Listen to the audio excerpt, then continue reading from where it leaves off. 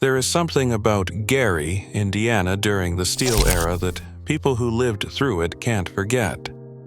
The orange glow from Gary Works lighting up the Lake Michigan shoreline. The smokestacks visible for miles. The constant rumble of the world's largest steel mill. The sense that Gary was built for steel, by steel, and if someone lived there then, they know exactly what it meant. It was a time of prosperity and division, of opportunity and injustice, both at once. Subscribe if you like stepping back into the past. Let's walk through what daily life actually felt like in Gary during those unforgettable decades. Let's step into that world. Gary Works was the world's largest steel mill. It was built in 1906 by U.S. Steel Corporation. The entire city was a company town. Everything existed to serve the mill.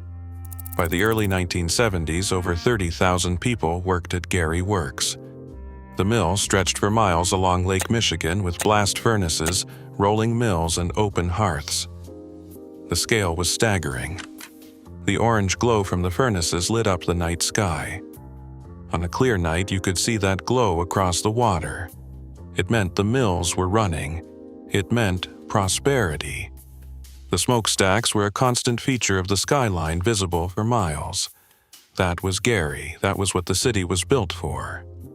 The 1950s into the 1960s were boom years.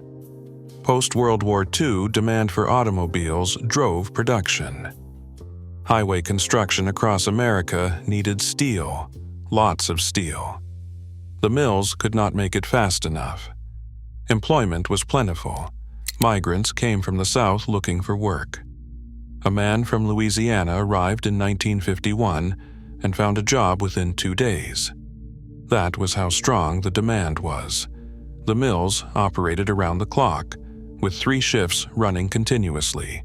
First shift, second shift, third shift. The work never stopped. On the lakefront sat the most advanced industrial technology in the world. Gary Works was the crown jewel of American steel production. The work itself was brutal, hard, hot, dangerous. Temperatures near the furnaces were unbearable. The heat was intense. Steel production happened 24 hours a day. The orange glow never dimmed. The rumble of machinery was constant. The hiss of steam, the crash of steel. Men worked in conditions that tested their limits. They came home at the end of their shift covered in soot and grime. Steel dust, oil, sweat. Their faces were black. The work embedded itself in their skin. The danger was real. Molten steel at thousands of degrees. Heavy machinery operating continuously. Accidents happened. Men got injured. Some men died. Everyone who worked in the mills knew the risks, but the work was steady. That was what mattered. The paychecks made it worthwhile. Union wages through the United Steelworkers meant middle-class stability. Working-class families could own homes, raise families on a single mill income, support a wife and children, own a car, put food on the table. The American dream wasn't just talk in Gary. It was real, achievable. High school graduates walked straight into mill jobs. No college degree required for middle-class life. That was the deal. Work hard in brutal conditions, earn good money, build a life. That was why people came to Gary. That was why they stayed. Broadway was Gary's main thoroughfare, the commercial heart of the region. Department stores lined the street. Sears, Kresge's, Gordon's, Goldblatt's, and Woolworth's. Families did their shopping downtown. You could buy everything you needed on Broadway. Palace Theater showed first-run films, and the building was architecturally significant with a beautiful interior. People dressed up to go to the movies, and downtown bustled with activity. Workers from the mills filled the streets after their shifts. Restaurants stayed open late, and mill workers stopped in for food and coffee before heading home. The city had energy. Nearly 180,000 people lived in Gary in 1960, an all-time high. The population was at its peak. Broadway was alive, the stores were full, the theaters were packed. Gary was thriving. The city had distinct neighborhoods, each with its own identity. Miller Beach sat on the far northeast side. Miller Beach was settled in the 1850s before Gary itself existed. The neighborhood maintained a separate community identity, different from the rest of Gary. Glen Park ran along Broadway, another distinct neighborhood. Families shopped at local stores. Children attended neighborhood schools, and everyone knew their neighbors. Ayetna was on the far east side, built in phases after World War II and the Korean War. The neighborhood featured impressive Art Deco architecture from the 1920s and the 1930s. Mill houses dotted the landscape. They were poured concrete row houses built specifically for steel workers, Spartan but functional. Workers lived within walking distance of the mills. The streets on the east side were named after states, in order of their admission to the Union. That was how Gary was organized. Each neighborhood had its own character and its own feel. You did not just live in Gary, you lived in your neighborhood. That was your identity. Daily life revolved around work, church, school, and neighborhood. Children walked to neighborhood schools. By the 1960s, Gary's schools had gained a reputation for progressive education. Carpentry and sewing were part of the curriculum, practical skills that prepared students for work and life. Kids played in local parks after school. In good weather, families visited the Indiana Dunes, the natural beauty along Lake Michigan. Recreation was just minutes away. The Jackson family lived at 2300 Jackson Street, in a modest two-bedroom house. They raised 9 children in tight quarters. Joseph Jackson worked in the steel mills during the day, and at night the kids rehearsed music at home. The Jackson Five developed their talents in that modest house, practicing for hours. That small home on Jackson Street produced American entertainment history. Working-class families built lives in Gary, built community, built dreams. That was Gary in the steel era. Despite working side by side in the mills, Gary's population lived in strictly segregated neighborhoods. The city was divided by Broadway. East Side, West Side, Midtown. Each area had a markedly different character. Geography was determined by race. By the 1950s, black mill workers comprised 1/3 of U.S. Steel's workforce. 1/3. Building Gary's prosperity, pouring the steel, operating the machinery, doing the same dangerous work as everyone else, but living in completely separate worlds. That was the reality. That was Gary. The East Side housed working-class white ethnic families, Poles, Germans, Croatians, Serbs, European immigrants who had come for mill work in the early decades of the 20th century. They lived in wood frame houses. Streets named after states: Delaware Street, Pennsylvania Street, Ohio Street, in order of admission to the Union. The West Side was more affluent, with brick and masonry residences, taller commercial buildings, and nicer architecture.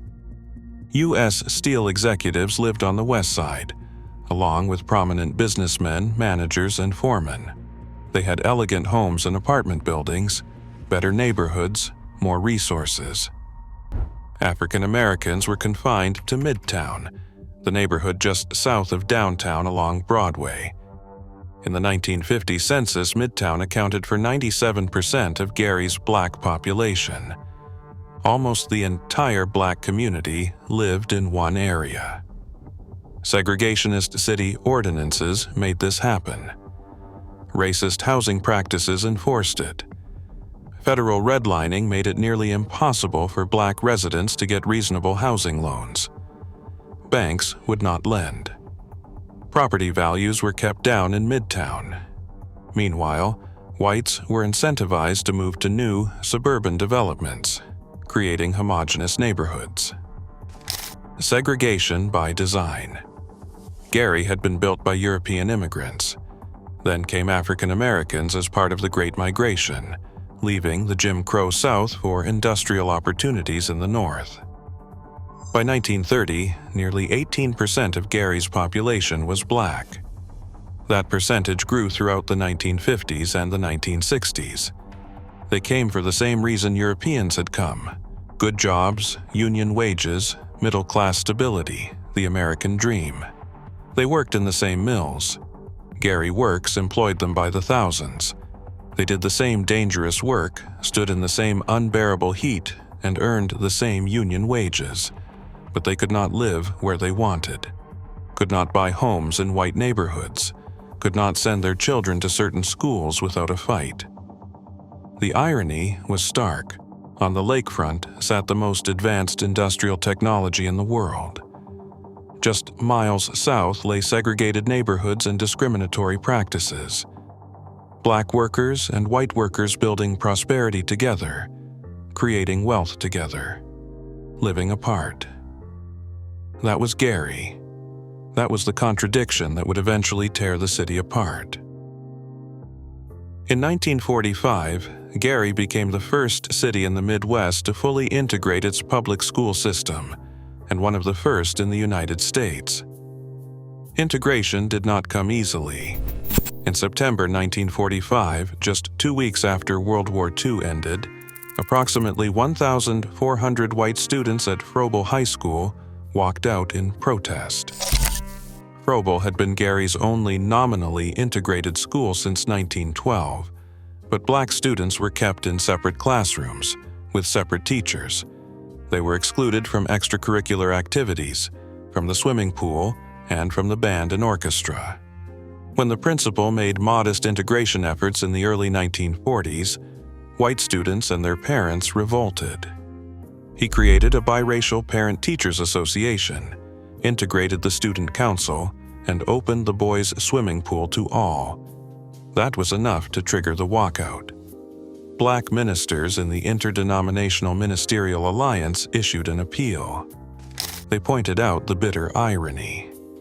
Gary's black citizens had sent 4,000 sons, brothers, and husbands to fight Nazism overseas, to fight Hitler, to fight for freedom, only to find race hatred and discrimination in their own community.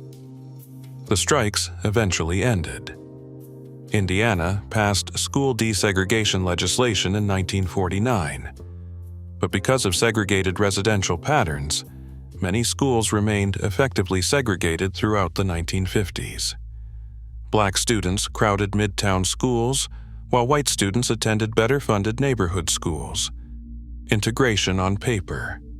Separation in reality. In the late 1960s, everything started to change. Manufacturing jobs moved offshore, and Gary entered a period of decline. During the 1950s, the steel industry had invested in outdated technology. The industry relied on flat-rolled mill technology that dated back to the early 20th century. Old methods and old equipment persisted. Meanwhile, overseas competitors in Europe and Japan invested in efficient, integrated mills, modern facilities with better technology. By the late 1960s, they could undersell U.S. producers by 20%. American steel could not compete. Jobs started disappearing, and the mills began cutting shifts and laying off workers. The changing demographics accelerated the decline. White residents began leaving for surrounding suburbs such as Merrillville and Crown Point. White flight followed. Families who had lived in Gary for decades packed up and left. As black families moved into previously all-white neighborhoods, more white residents fled, taking their tax dollars with them, devastating Gary's tax base. Schools lost funding and services declined. In 1968, Richard G. Hatcher was elected mayor. He was the first black mayor in Indiana and one of the first in any major American city. His election symbolized political transformation, and it represented hope for Gary's black majority. But Hatcher inherited a city already beginning its economic slide. Steel industry jobs were being cut, the tax base was shrinking, and the prosperity was ending. The decline had begun. The orange glow from Gary Works would grow dimmer in the decades to come. What defined Gary during the steel era was the complete dominance of Gary Works. It was a city where steel was everything: the economy, the culture, the identity. Hard work in brutal conditions earned middle-class stability. Downtown bustled and neighborhoods thrived. The orange glow from the furnaces symbolized prosperity. But it was also a city where racial division ran deep. Segregation undermined the prosperity that black workers helped build. For those who lived in Gary during the steel era, it was a time when the mills ran strong, when paychecks were good, when being from Gary meant opportunity and injustice, both at once. Please subscribe. See you in the next video.